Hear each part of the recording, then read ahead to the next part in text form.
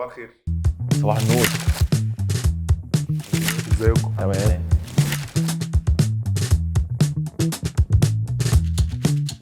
طيب ايه اغرب مكان اشتغلتوا منه في حياتكم؟ بصوا انا في مره عملت اعلان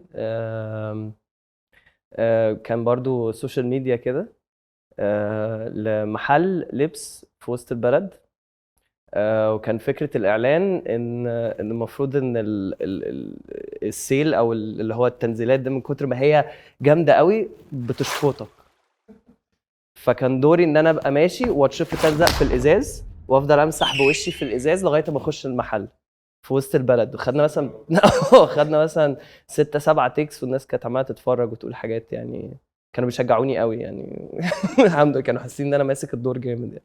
بس انا فتره الكورونا كنت شغال كول سنتر لبره مصر، فيعني كان لازم يبقى مكان مقفول مفيش حاجه بتاع وفي واي فاي كويس، فعندنا واي فاي كويس في الحمام، فانا كنت بشتغل 8 ساعات من الحمام، بس الصوت واضح بتاع الدنيا كويسه، المايك محطوط مظبوط، الواي فاي سريع.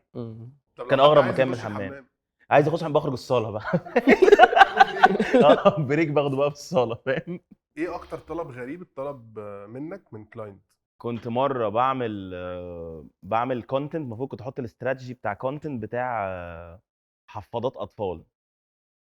فالراجل يعني كان بيقول لي، يعني هو كنت قاعد مع الكلاينت، قال لي انا عايز اللي يتفرج على الاعلان ده يبقى عايز يلبس الحفاضه. انا عايز اللي بيتفرج على الاعلان اكنه لابس الحفاضه. فانا ما كانش عندي افكار قوي غير ان انا اجيب راجل كبير ويعني يقول له مرتاح أنا مش عايز اخش الحمام، فده الكامبين عملتها كده. ففي الاخر ما ادونيش فلوس، ادوني حفاضات، قالوا البس بقى الحفاضات بقى، خد بقى الحفاضات دي البسها. فده كان اغرب طلب، وكان عايز الكونتنت ينزل كده، ونزل كده يعني. عملناه اللي هو ناس كبيره ليه اخش الحمام ليه طالما لابس حفاضه مش عارف ايه. فاهم قصدي. فده كان اغرب طلب بس عملته يعني. الحمد لله. تحفه. لا برضو انت عارف ان انا شغال مدرب. في واحده بعتت لي برضو على الانستجرام قالت لي عايزاك تعمل سيشن ليديز اونلي. فقلت لها ازاي انا ولد اعمل سيشن ليديز اونلي، وبعت لها صوره البطاقه عشان تشوف كلمه ذكر. ف قامت بعتلي كده، عارف الايموجي المقلوب ده كده، اللي هو ايموجي مقلوب بيضحك كده، بتستظرف بقى اللي هو انت بتستظرف، وعملنا بلوك لبعض. الحمد لله يعني الدنيا ماشيه حلوه. ده كان يوجا ولا فيتنس بقى؟ كان يوجا. ازاي بقى بتشرح طبيعه شغلك دي لعيلتك والناس القريبه ليك بان هم مش فاهمين اصلا انت بتعمل ايه؟ انا انا اهلي كانوا فاكرين ان انا بعبد البقر اساسا. الموضوع ده ان انا مجرد ما قلت لهم يوجا قالوا يا نهار اسود هتقعد. الواد بيضيع مني. ايوه يلعب قوي. ابنك بيضيع. فقال لك بس ثانيه واحده الواد ده هيعمل بقى حاجات غريبه ومش عارف ايه وبتاع. ف يعني حاولت ان انا افهمهم القصه يعني سنه بسنه، لغايه اما ابويا بقى ظهره وجعه، فقمت عامل له بقى استرتشات ظهره فك، فابتدى بقى يبقى بيقول لاصحابه برضه دكتور بقى ابني دكتور ابويا ابني دكتور علاج طبيعي. ايوه ابويا دكتور. ما بيروحش للدكاتره وبيجيب صحابه الدكاتره يسال لهم اهو اللي عدل ظهري وانتم ما عرفتوش.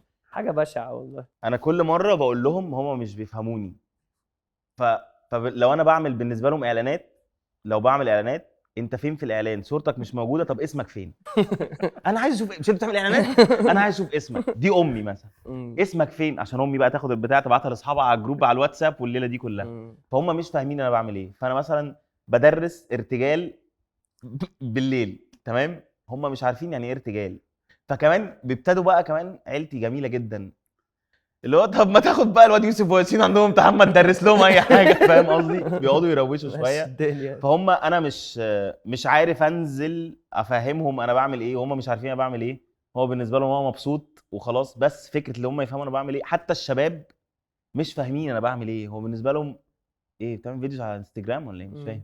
بتجيب فلوس ازاي بقى؟ قول لي عشان يوسف وياسين برضه دول عايزين يعملوا قناه على اليوتيوب، قول لهم عشان خاطر نعمل مش عارف ايه. فهم مش قادر اوصل لهم انا بعمل ايه خالص. لو يعني مع شريكه حياتك او يور بارتنر، بتتعامل بقى ازاي في الاوقات دي وفي الشغل ده ان هي مش عارفه اصلا انت فين وبتعمل ايه وامتى؟ ما تعيطش، امسك الدمعه. اه والله هي الكاميرا دي كمان ممكن برضه. هي هاي باين واحده والله العظيم 3 ما بهزرش.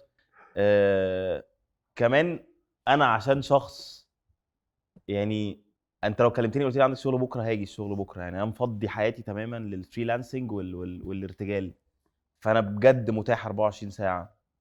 ده بيعمل ايه؟ بيعمل مشاكل كتير جدا، يعني ممكن سفريه نكون متفقين عليها وما نطلعوش يعني. خلاص. ما ده بقى لما البارتنر يبقى متفهم عامه وفي نفس الدنيا بيبقى الموضوع اسهل، بس هو مش في نفس الدنيا دلوقتي فالموضوع لسه صعب. بس كمان انت عارف الفريلانسنج ده ممكن يبقى شهر معاك فلوس كتير قوي جدا. و3 4 شهور معاكش فلوس، وما ينفعش تقول انت معاكش فلوس. هو موضوع ان انا برضو انا مش عارف في انهي طبقه اجتماعيه، يعني اللي هو تمام انا ساعات ممكن انزل اكل سوشي عادي جدا، وساعات بسال على طعمه من كتر ما نسيته، اللي هو اقف قدام المحل كده وندوق وقول لي بس. طيب وانت بقى رايح تتجوز، رايح تتقدم، المشكله دي بتعمل ايه؟ يعني بتقول لحماك ايه؟ قلت لحماك ايه؟ مش فهمته ده اصلا ازاي؟ بص انا يعني المره الوحيده اللي كنت هتجوز فيها يعني استلقطته في وقت كده، هو كان تعب حبيبي داخل المستشفى، فانا رحت له على المستشفى على طول، فما كانش في وقت يعني، ما كانش مجمع قوي الدنيا، مش مركز. فانا دخلت له من الحته دي يعني. جوازه باظت طبعا، ما كملتش يعني، بس حاولت، بس كنت بحاول افهمه ان انا يعني عندي البيزنس بتاعي بشكل ما، واللي هو انا البيزنس بتاعي، وانا بماركت لنفسي، وانا كذا كذا كذا كذا. كلام ما كانش واصل له قوي، مش عارف من البنج ولا ما مش عارف يعني المحاليل ما اعرفش يعني، غالبا ممكن كان في يعني. غيبوبه وانت عمال تكلمه فما عمي. بس في الاخر ما مشيتش يعني. طب كان رد فعله ايه بقى؟ قررت اعمل ايه؟ رد كان فعله رد هو فعله إيه؟ كان رد هو فعله ايه يعني؟ هو كنت يعني ما اعرفش يعني بصراحه رد فعل برضه مش عارف من البنج كان عامل كده لا يعني هو كان متفهم شويه بصراحه، كان متفهم، وكنت انا عمال اكلمه برضو لما يشوفك بتتكلم بباشن بقى، في شغف رهيب اللي انا بعمله ده، وازاي ان انا موقن ان اللي انا بعمله ده بيغير في حياة الناس للاحسن. ف ف الباشن ده يعني كان شده قوي، هو كان شايف ان طب لا خلاص وعايزين نكبر ونشتغل ونعمل وتسبريد يعني تفتح بقى كذا مكان وتنطلق في السكة بتاعتك بتاعت التمرين دي. انا اخر مره رحت اتكلمت يعني في حاجه زي كده من 7 سنين، وانا شغلانتي من 7 سنين كنت بعمل ميمز لممثلين ايام ما كانش طب لا اسمها معلش فريلانسر. احكي لنا بقى دي. ايه احكي لنا بتعمل ميمز ازاي ممثلين؟ يعني مش هقول اسماء الممثلين، بس أوكي. الممثلين كانوا بيبعتوا لنا صور واحنا ناخد الصور دي نعمل عليها ميمز اوكي، بيج مشهوره في كذا بيج مشهوره، أوكي. كذا ممثل كان معانا كذا ممثل، دي شغلانتنا. ما كانش اسمها فريلانسنج، كان اسمها مصلحه. الواد يكلم بقول لك ايه عندنا مصلحه مش عارف مع مين، عندنا طبعا عندنا فانا كنت مصاحب واحده، انا كنت يعني كنت صغنطط قوي يعني، كنت عندي 23 سنه مثلا. زوانطة. فقالت لي لازم تيجي تقابل ماما، انا عايزين يجوزوني. قلت لها لا، حددي لي ميعاد مع ماما. ايه الثقه دي؟ قلت لها لا، مصلحة هاجي اقعد مع ماما على طول. انا كنت عايز اقعد معاها يعني، الست يعني ست روشه جدا. رحت قعدت معاها، انا ما اتكلمتش في حاجه تشرب ايه؟ اشرب فخفخينه مش عارف ايه، برضو كنت بجح قوي فخفخينة والله كان نفسي فيها، المكان ده مميز بالفخفخينه. ايوه يا عم كان 23 سنه يا عم. ماشي يا عم قال لك وجبه ببلاش بقى، أيوة، اللي بقى يلا. فخفخينة وسيمون في مين. قالت لي ده بقى انت ناوي على ايه في حياتك؟ قلت له والله يعني انا دلوقتي معايا الممثل كذا وكذا وكذا، وان شاء الله في المستقبل هيبقى معايا باخد السوبر ستارز باذن الله اعمل لهم ميمز. اعمل له فقالت لي ايوه يعني ايه ميمز عامه؟ قلت له يعني حضرتك احنا بنطلع نكت على الممثلين يعني. قالت لي بتجيب فلوس بقى؟ قلت له والله بتجيب فلوس حلوه جدا. قالت لي طيب انا شايفه ان انت دمك تقيل. ايه ده ايه ده فازاي يعني ازاي بتضحك؟ طب تعال نقول مثلا حصل لك حاجه، ايه اللي هيحصل؟ شربت الفخفخينه ومشيت والله العظيم شربت الفخفخينه ومشيت. طب فوكس، انت ايه اغرب رد فعل جالك لما قلت لحد انك انت بتدرس ارتجال او بتعمل ارتجال عامه؟ طب ارتجل لنا حاجه كده. اه ارتجل لنا حاجه يلا. ايه الارتجال؟ ايه قوم كده اعمل لنا حاجه. دي اكتر حاجه بتضايق في الدنيا يا جماعه. لو حد بيغني تقول له غني لنا حاجه واحنا قاعدين مثلا في قعده. طب انا ليه؟ طب تعال نقول احنا مثلا في فطار في رمضان، قول لي كده ارتجل حاجه. معلش احنا قاعدين بنفطر اللي هو بناكل ادام بيقدم باخد تمر ولبن وفخفخيني بعد الفطار. قول لي تعالى نعملك. ايه ده انت فوكس؟ ايوه انا فوكس. ايه ده بجد؟ انت بتشتغل ايه؟ انا بدرس ارتجال. طب ما ترتجل لنا حاجه. طيب مين جاهز يطلع؟ ما شاء الله. ايه كل ده؟ مين؟ طب يلا كريم يا ريت تعال. سقفوني بقى. اديني تشجيعه كده. ازي حضرتك عامل ايه؟ اتفضل. الحمد لله. اتفضل. بقى على مهلك. طب تعالوا بقى طالما بنتكلم عن الفريلانسنج والحاجات دي، تعال نعمل مشهد مثلا اللي انت ابني وجايين نتقدم لبنت الراجل المحترم ده. انا ابنك؟ وجايين نتقدم لبنت الراجل المحترم ده. ماشي. بس خلاص هنبدا. ماشي. ارتجل بقى. اهلا وسهلا بيكم، نورتونا. اهلا وسهلا. والله العظيم دي فرصه عظيمه يا استاذ ابراهيم السكري. انا مبسوط جدا. يا استاذ حمدي الدبالي ربنا يخليك. امتى من واحنا اطفال متفقين ميار توتي الميار. لا توتي انت توتي هو انت مش توتي؟ هو مش توتي؟ لا توتي والله اقسم لك. صدقني ماشي. كده انت جاي على قوي يا بابا. تامر بقول له بدلعه. ده الدلوعه ده حبيبي. ده وانا صغير بس هو بابا. ايوه بابا. بابا ده انا السيد انا عارفه من ايام ما كان بالكفوله. يا فكرتنا ليه علاقه بحاجات. بص قول طلبات. انا طلباتي بسيطه. اتفضل حضرتك. كريم او توتي، انا كنت حابب اعرف انت بتشتغل ايه. ايه ليه؟ بيتكلم عن الشغل. انا سمعت ان انت فريلانسر. ايه فريلانسر دي؟ يعني فري انت حر يعني؟ انا حر. يعني مثلا عايز النهارده اشتغل اشتغل، مش عايز اشتغل بشتغل برضه. مش عايز ايه؟ مش عايز. ما انا بقول مش هو انتوا جايين تقلوا لا معلش مش عايز يشتغل. لا ده هياخدها بشنطته. رميتها غلط. هو متسرع. الراجل ده خريج اعلام.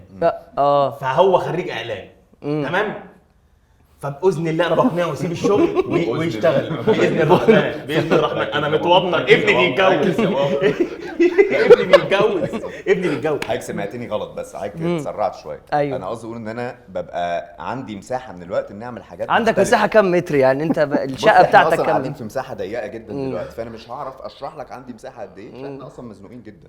شيخ الله يكسفك. ابنك بيتزنق. ابنك ما بيشتغلش تحت ضغط. لا اجيب له ميار بتشتغل تحت. شوف ميار دي والله العظيم حطها تحت اي ضغط هتفرقع وتعمل لك الشغل اللي انت عايزه. ده حقيقي، انا ضغطت عليها قبل كده فعلا وما استحملتش خالص. ضغطت على بنتي.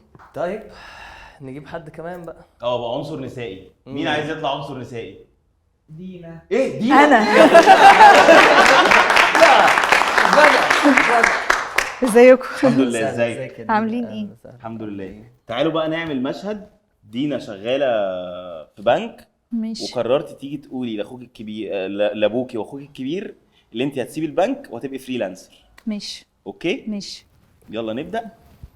انا بابا، هو انا مش ماما، انا اخوك الكبير. ازيك يا بابا؟ ازيك يا دندن؟ وحشتني قوي. وحشتيني يا دندن. انا عايزه اقول لك على خبر حلو قوي. هسيب البنك. ايه؟ اخيرا هتسيبي البنك وتروحي بنك اكبر؟ لا يا بابا انا مش عايزه اروح بنك اكبر. يبقى هتتجوز. الله دينا يا نهار ابيض. يا فرحتك يا عصام يا دندن. ايه المفاجآت دي؟ الولا فاروق اللي في الثالث صح؟ لا. ابراهيم اللي في الرابع. انا هعمل حاجه اكبر من كده بكتير. هتعمل مشروع، هتفتح مشروع هي. انا عارف. اكيد. ايوه دي تربيتي. اوف ده انا مربيها كده. ايوه مربيها على الجدول الدوري. خلي بالك انا مربيها طبعا طبعا. عجله الانتاج عندها ما بتقفش ابدا. الله اكبر. بابا انا عايزه ابقى فريلانسر. ايه لانسر دي؟ عربيه هي مالها؟ فريلانسر يعني هحط ميك اب لبنات قدي قبل ما يتجوزوا، قبل ما يروحوا فرح، قبل. انا ما كنتش جاهز لحاجه زي كده. انت عايزه تسيبي البنك والوظيفه اللي بتجيب لك فلوس قد كده؟ هجيب فلوس اكتر يا بابا. ازاي؟ والناس يقولوا علينا ايه؟ يقولوا علينا ايه؟ شغاله في الدهانات بتدهني على اصحابك.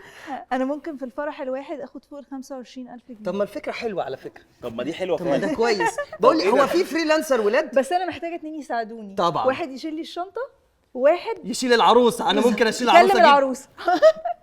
طب وهناخد كام؟ ممكن ادي 5 ليك و5 رحمه. وانت تاخدي 15؟ اه ليه؟ ده ظلم. ليه؟ ده انا ابوكي. ده انا قعدت اصرف عليك قد كده. خلاص انا هجربكم الاول، لو عملته حلو انت 6 وهو 6.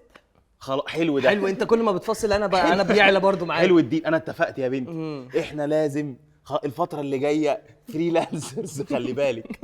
خلاص لا يا دودو، خلاص يا دودو، لا تمام. اتكلنا على الله. طب بابا. هنبتدي من اول الاسبوع الجاي. عايزاكم تجهزوا نفسكم واللبس والشنط والحاجه. عايزاكم طب هل الهيئه كده كويسه تشرفوني ولا العب قدام جيم الناس. شويه؟ يعني هي الفريلانسر ده لا، بيشيل يعني كده حلو، تقيل؟ كده حلو قوي. خلاص يلا نقول شعار الميك اب ارتست.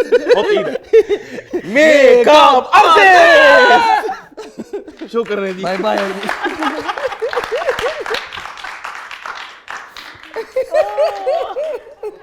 ادت على طول. ده انت ما اديتناش فرصه اصلا.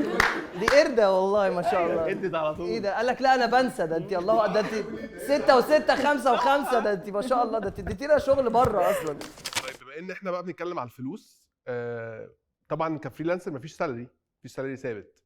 فازاي بتضمن ان دايما يبقى معاك فلوس على مدار الشهر وانت مش دايما بيخش لك في وقت معين يعني؟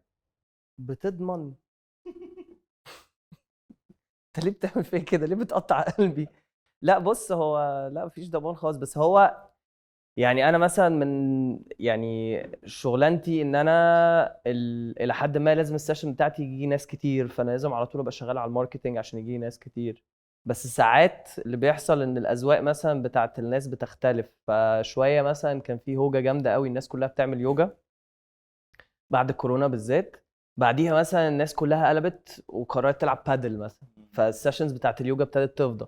فانت لازم تبقى في استمراريه من ان انت بتغير من نفسك وبتقدم حاجات جديده. فابتديت اعمل بروجرام جديد فيه حاجات تبقى تنفع للفتنس شويه مع اليوجا، فيبقى سوتبل للناس اللي بتلعب بادل. فانت لازم تبقى فلكسبل شويه وهارش السوق بيقول ايه. والموضوع بقى يعني السوق لحد ما بيتغير بسرعه قوي قوي قوي قوي، فانت لازم تبقى مواكب بشكل مش طبيعي. ادعي ربنا. والله العظيم اقعد افضل ادعي. يعني مفيش حاجه تضمن قوي عشان خاطر اصلا السوق متغير قوي في السوشيال ميديا. يعني السوق متغير كل يوم. فاللي ممكن يضمن لك ان انت دايما تبقى موجود، فدايما تبقى موجود بالكونتنت بتاعك، دايما تبقى موجود بالشغل اللي بتعمله.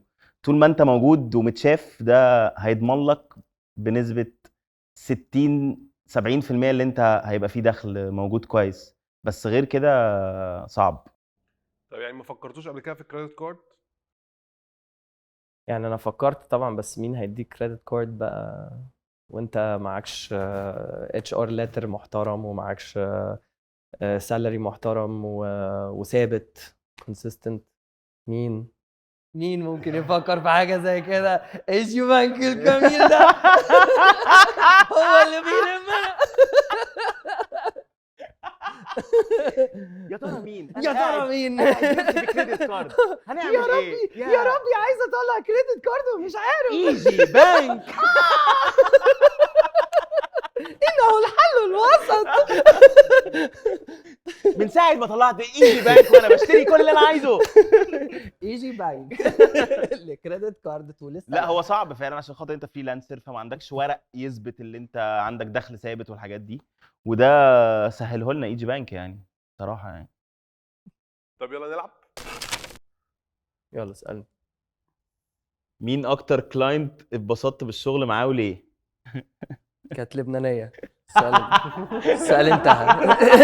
السؤال خلص. اجابه السؤال كانت بسيطه جدا. وليه؟ كانت لبنانيه.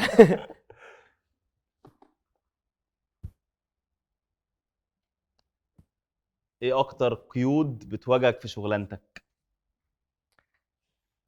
يعني هي من اكتر حاجات المقرفه في الشغلانه ان انت لازم على طول تبقى في مود حلو، عشان انت على طول واقف مع الناس بتتكلم مع الناس. وهم جايين اصلا يعملوا عشان بمرن يوجا، فهم جايين اصلا عشان يفكوا. فلو انت داخل عليهم مودك هيقفلهم مش هينفع. فانت بقى حاصل لك اللي حاصل لك بره، لازم مره واحده تخش مود حلو وبتهزر وفريش ومش عارف ايه بتاع. فدي حاجه من الحاجات اللي هي ايه، القيود اللي غلسه بتواجهك. شويه. لو صاحبك طلب منك شغل هتاخد منه فلوس؟ قول اه ولا وليه؟ على حسب يعني صاحبي ازاي. طب ليه؟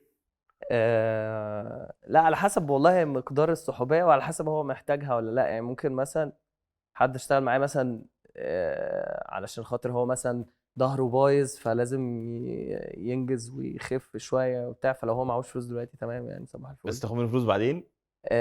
لا خلاص بقى صباح الفل، هو ممكن يعزمني على بيتزاي انت ولا عارف حاجه. ان ركبتي بايظه صح؟ بس احنا مش صحاب. ماشي. انا بقى خلاص، انت خلصت الثلاثه بتوعك، في ايه يا عم؟ ماشي يا عم.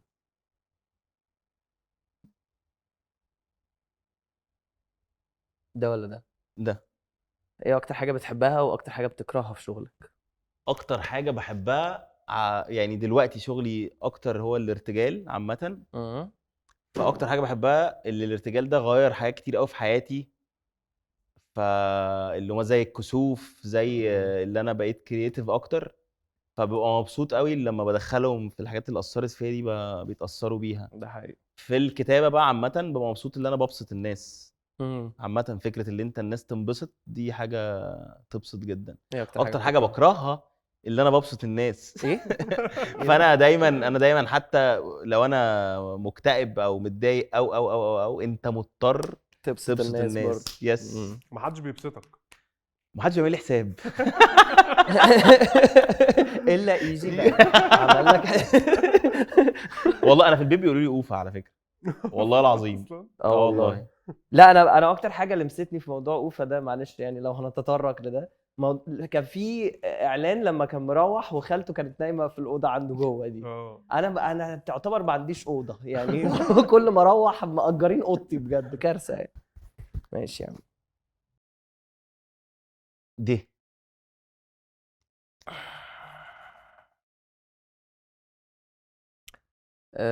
الكلاينت طلع لك في وقت غير مناسب قبل كده؟ هو دايما الكلاينت بيطلع في وقت غير مناسب، يعني عمر ما الكلاينت بيجي في وقت مناسب عامه.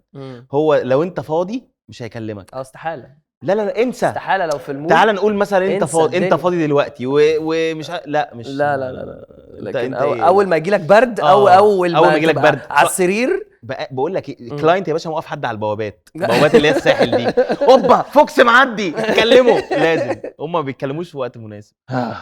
اعمل. بحب اللعبه دي عامه. ممكن ناخدها واحنا ماشيين. اسال. اتصل برقم غريب وسمعوا اغنيه هاتوا الفلوس اللي عليكم. ممكن تتصل بحد يعرفه. يا سلام لو ليك عنده فلوس. يلا امسك. معكش رصيد او حاجه اقول؟ ها كلم روان. كلمه سبيكر. انا موبايل سبيكر. ماشي. انا في حد كلمني يا جماعه رقم غريب. نمره ارضي. ده تبع لا هنا خلينا ده. تعرفوا مش عايزين حوارات يا علي. ما تدخلناش في مشاكلك الشخصيه. سبيكر يا مان على طول. ماشي. ما تقولش خش على طول. هاتوا الفلوس اللي عليكم. يا سلمى. هاتوا الفلوس اللي عليكم. هاتوا الفلوس اللي عليكم.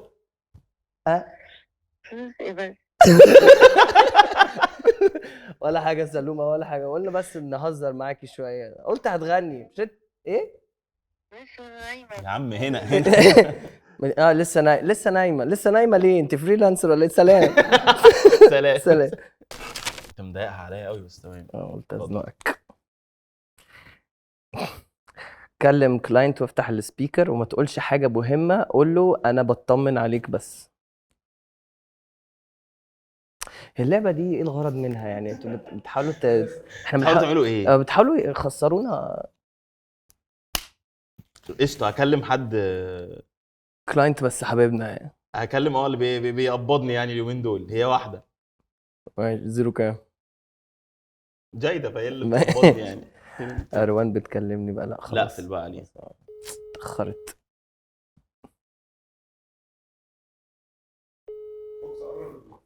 اهو. قرب الموبايل لقلبك. الو، ايه يا فوكسيجين؟ ازيك؟ الحمد لله. بتعمل ايه؟ انا بس متصل بيك اطمن عليك يعني. في ايه يا اسطى؟ مفيش حاجه، مفيش حاجه يعني. انت كويسه؟ في ايه؟ مفيش والله حاجه. انا بس بطمن عليكي وعايز اقول لك الدنيا مش مستاهله يعني. اكيد ربنا شايل لك حاجه احسن. في ايه يا فوكس؟ لا خلاص. بس يعني بس بجد يا بجد رب. خلي بالك من نفسك بس. بقول لك ايه؟ ايه دي؟ ايه دي؟ انا لا مسطول ولا بتطوع. انا جاي ابارك. هو في ايه؟ خلاص ماشي. مالكوا يا عيال؟ ماشي هكلمك كمان شويه. خلاص يلا. طيب حابين تقولوا ايه للفريلانسرز؟ انا حاسس ده اوبشن حلو قوي اتعمل للشباب اللي عندها حلم بتحب حاجات معينه. فبحس لو انت عندك الفرصه اللي انت تبقى فريلانسر وبتعمل اللي بتحبه وتعمل منه فلوس، اعمل ده طبعا يعني. فاكس موضوع الجواز ده، يعني انت كده كده يعني الموضوع مش هيمشي معاك فيه، ففكر في حاجات. اشتغل على نفسك، اشتغل على نفسك الفتره الجايه. لا ونتكلم بجد، هو الفريلانسرز دلوقتي بقى عندهم حقوق وبقى عندهم حاجات ممكن يعملوها كتير يعني. والله يعني دلوقتي بجد انت ممكن تشتري عربيه عشان انت فريلانسر، ممكن تشتري تقسط شقه عشان انت فريلانسر. ممكن طلع حاجات. تاخد كارد علشان انت ومنين؟ فريلانسر. من ايزي بانك. مخنوق. زعلان زهقان. تقدر دلوقتي. من ايجي بانك. اوكي. بس فيعني فريلانسرز اعمل اللي بتحبه. يس. من غير مواعيد، كل يوم كل يوم كل يوم، وخد فلوس. وبجد الناس اللي خايفة ان هي تعمل الحاجة اللي بتحبها علشان الاستابيليتي، بجد هو انت اللي بتختار الحاجة اللي هتعاني فيها. يا اما هتعاني بان انت بتشتغل في حاجة مش بتحبها طول عمرك بس حاسس باستابيليتي، او الحاجة اللي انت بتحبها وعندك شغف ليها بس فكرة المعاناة اللي فيها ان انت الاستابيليتي مش موجودة قوي. ومن الاخر يعني اختار نفسك يعني. واختار ايزي بقى. شكرا. الله. الله شكرا يا جماعه، انبسطنا قوي بجد. انبسطنا والله جدا. والله انبسطنا بجد جدا. والله. موضوع ممتع يعني.